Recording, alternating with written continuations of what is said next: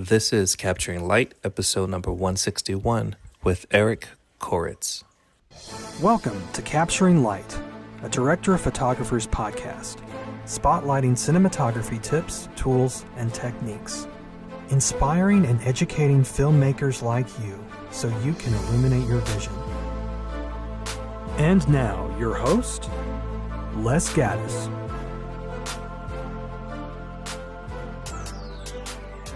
Welcome to the Capturing Light podcast, boys and girls.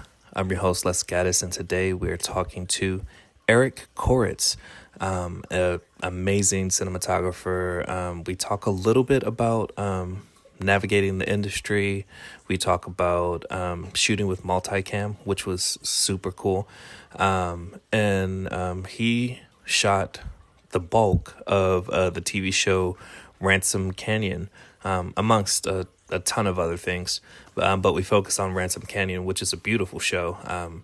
When I interviewed him, I only had a chance to watch the trailer, but since then I've watched the season, and it's some stellar work. So you're in for a treat. So here's that interview with Eric Koretz. All right, so I want to thank Eric Koretz for coming on the Capture Light podcast. How you doing? Good. How are you? I am fantastic. Looking forward to chatting with you because you've been, doing some stellar work for quite some time now. And one of the projects we're talking about is Ransom Canyon. But before we get into that, let's talk about like how you got started in the film industry. Yeah. Well, I moved to Los Angeles not to do film. I was in graphic design and I had a small design company. And through that company, I was doing music videos and EPKs and logo designs. And then I realized, and just random videos that I would do everything myself or with my design partner. And then I just realized, and I always loved film, and I realized I loved making the film side of it more than the design part of it. And I was also writing at the time and directing. It was sort of the do it all sort of thing. And then I just realized I just wanted to do film only, and I didn't want to do graphic design. So I just started PAing on the side, and then I realized I knew nothing about the industry. And I started learning about the industry through PAing on commercials and music videos. And then I stopped doing design. I shut down the company. And then I just started working on a portfolio and I applied to AFI on a whim. Actually, not knowing much about cinematography, I just wanted to learn the camera and not realizing that most of the DPs that were getting into the program had years of experience, which I had none, except for shooting stuff on my own. But I got in on a strange portfolio of my photography and some videos that I had shot. And Stephen Lighthill, the head of the program at the time, told me it was a very strange portfolio, but he liked it and saw my eye. So luckily I got in. Naively I got in, and then just fell in love with cinematography from there. Because previously I wanted to write, I wanted to direct, I wanted to do all those things. And once I realized what cinematography was and how it attuned with my skill set and what I really like to do, which was make the image, I just fell in love with it. After AFI, like what was that process like going from, like spending, 2-ish years kind of learning and growing to then like transitioning into the industry on your own? Yeah, I mean it's scary because you don't know where your income's going to come from. You don't know where your jobs are going to come from. Luckily I had design to fall back on when I couldn't book anything, so I would freelance doing that occasionally, and then I started doing documentaries, and those really took off. And I started traveling. I started shooting a lot, and then about the time this was sort of the dark ages of digital of digital. Hmm. Not really, but it was before the 5D had come out, was my time period of AFI. the Canon 5D, for those that don't know, was the first DSLR digital still camera that shot video. And I actually bought it for stills. I was like, I'm not going to shoot video for this. I want to shoot film. But then fell in love with how it allowed me to control the depth of field, how I could use, you know, prime lenses on it in a way that digital cameras couldn't do before that. And so I started using that on projects, and it added another layer to my work. And I started doing documentaries with that. I started doing commercials with that. I shot a documentary called Dragon Slayer, which won South by Southwest best documentary and won best cinematography there. And that sort of catapulted my career forward from there. Okay, awesome. And then after like the 5D and kind of using that with all of your background with commercials and doc work, do you feel like that particular moment with that film festival and it catapulting you was like a result of just timing? Do you feel like that particular project, like usually I ask people, is there one moment or one project that really kind of you felt like it took you to kind of the next level? Do you think it Yeah, was that moment, or was it a culmination of, I mean, it sounds like you were doing a bunch of really cool things at the time. I think you could say it was that moment. I mean, there was other projects that I was doing some that actually helped me get into more lifestyle commercials, and that helped me get into different sort of narrative things. So I would say that probably was a moment that, although I probably didn't know it at the time, that Hmm. catapulted me forward. Um, but yeah, that was a time when I just started working. I started doing commercials all the time. I was never home. I was traveling the world doing commercials, shooting lifestyle commercials, shooting sports sort of style, and that translated into using, not the 5D, using Alexa, which had came out shortly after, and um, just doing more. But I was in the commercial world, and I wanted to do narrative, so I started pushing to get into that because I didn't get into. I like doing commercials, but I prefer telling stories, that aren't commercially based. So um, I started doing that pretty soon after. I did it was at the time when webisodes were first start. This makes me sound fucking dated. Take that out. No. I did what was AMC's first. They were calling it webisodes, and so it was for AMC, and it was a director, Peter Glanz, who's a great director, writer, and we did these black and white series called The Trivial Pursuit of Arthur Banks, um, Hmm. and that was the first. I believe that was the first narrative series that it was definitely the first narrative series that I did after AFI, but Hmm. it was still 5 years after I graduated, I believe. So it takes time to get to a point where you can start doing the narrative work that you want to do when you're not just trying to scrape by, when you're trying to, do narrative stories that you want to tell. Um, so I feel like because I just did a guest lecture at AFI, and I was talking to the students about like what they're doing now after work, after AFI, and for us it was documentaries and those sort of things. It feels like now it's the iPhone shaped. Oh, the verticals. Sorry, Yeah, verticals, yeah. yeah, yeah. Let me Hmm. rewind on that. The verticals, so I don't sound too fucking stupid. The verticals, and I feel like when I got out of AFI, I made a choice. I was like, I'm not going to crew because I felt like if I crewed, I was going to get into a trap of, just crewing, which is okay. It's totally fine. But for me, I wanted to create uh, with a camera, and it was okay because I had something to fall back on with graphic design. You have to do whatever you have to do to make money, especially in this Right. environment, this crazy fucking environment right now, which hopefully passes and leads to something more steady and less manic, but I'm not sure that it will. So you have to do what you have to do to survive in this industry. But I made that choice, and I think it helped me because of I was just focused on shooting. Right.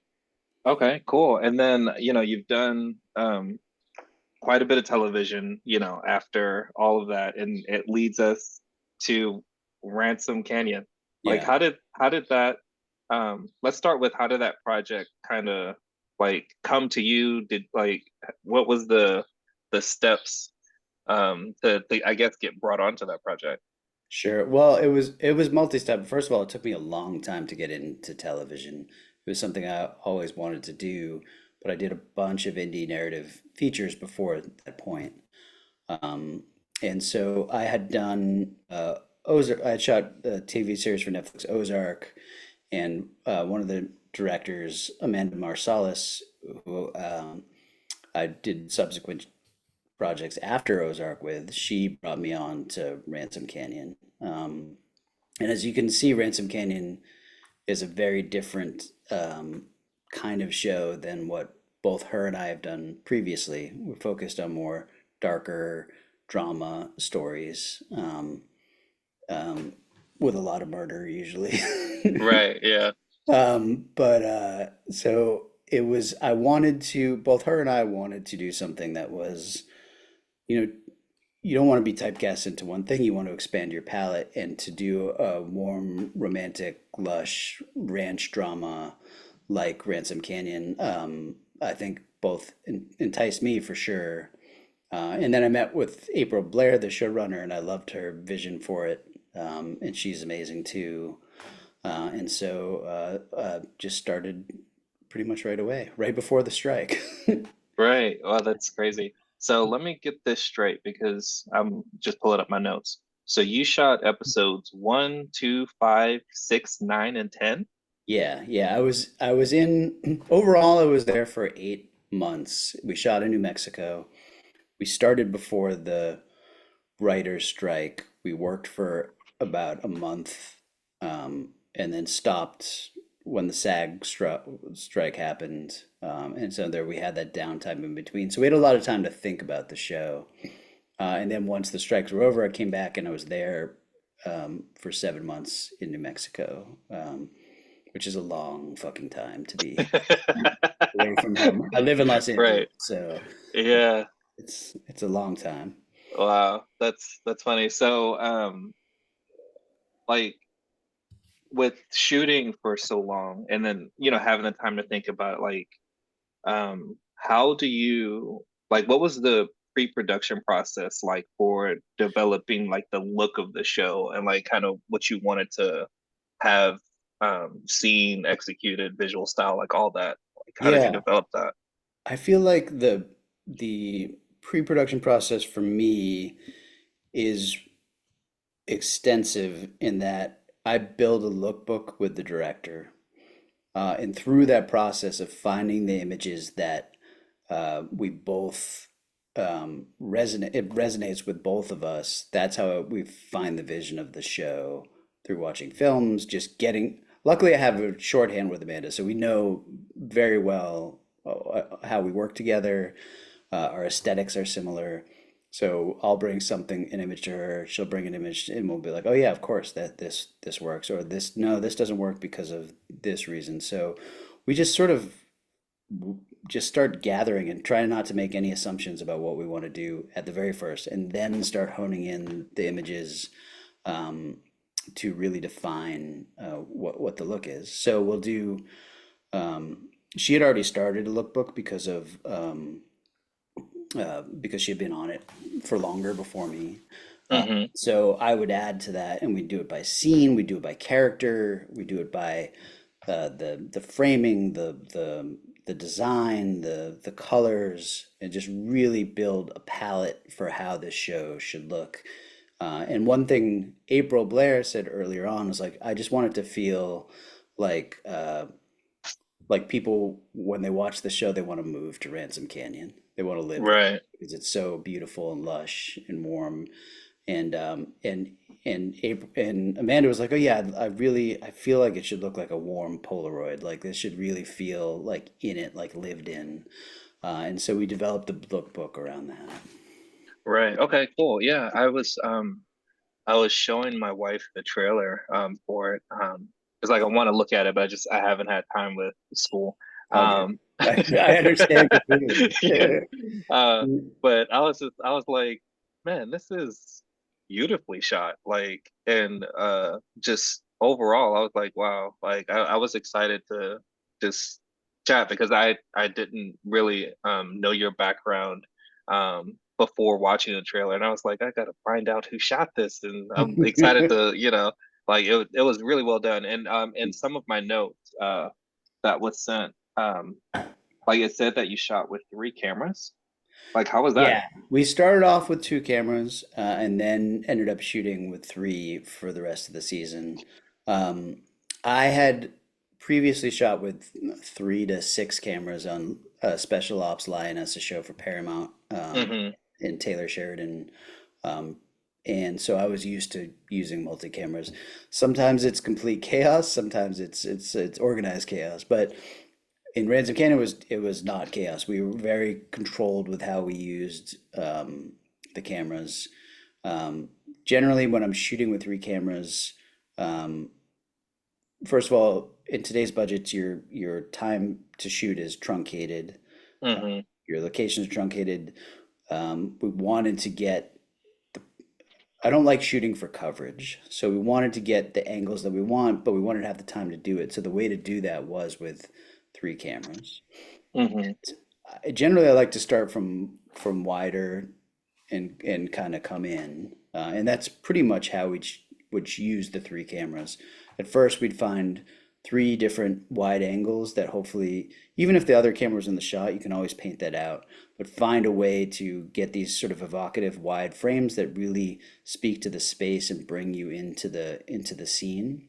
Hmm. Um, and then you start moving in from there. And on Ransom, one of the aesthetic choices was to use as long a lens as possible, as much as we could. So, we'd have a long lens shot that was a wide shot, but maybe we'd take a wall from the set out so we could get further away, or on Hmm. location shoot through a window and try and get as far away as possible, but still, not shoot with an 18 mil for the wide, shoot with a 50 mil, shoot with a 135 mil, 160 mil, whatever we could, because a wide shot doesn't have to be a wide angle lens, of course. Right.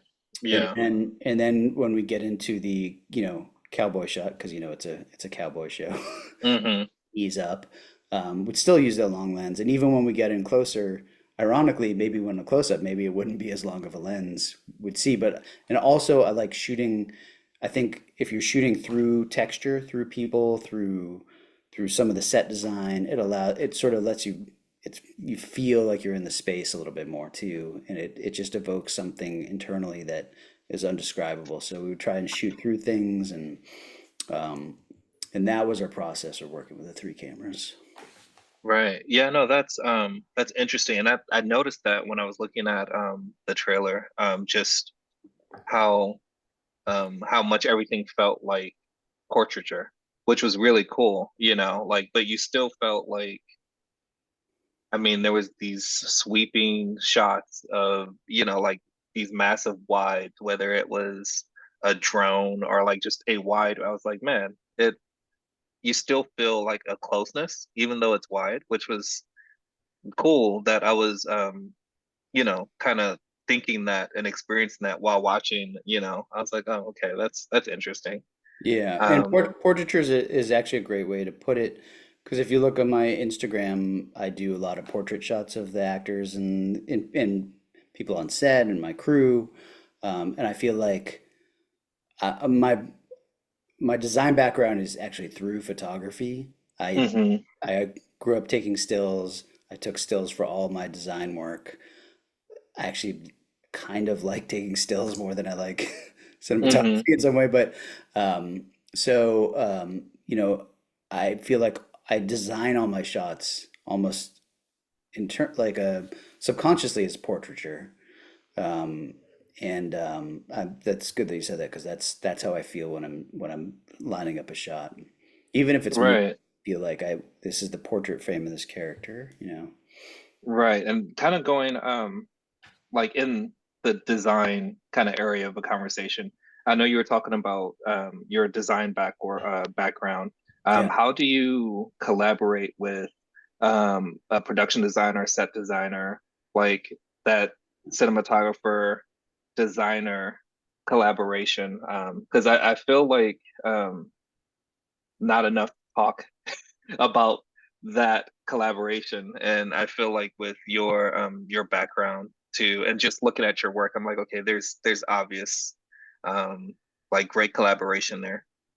Yeah, so this one was unique because uh, Keith Neely, the production designer, he was on the entire time that we were off for the for the strike. They Hmm. kept the production design team on to build the sets because otherwise we would have been so delayed by the time we actually got back to shooting. So we would have initial conversations as to where the light placement should be and where where we build in the lights onto set, where I want to have spaces so I can light through things.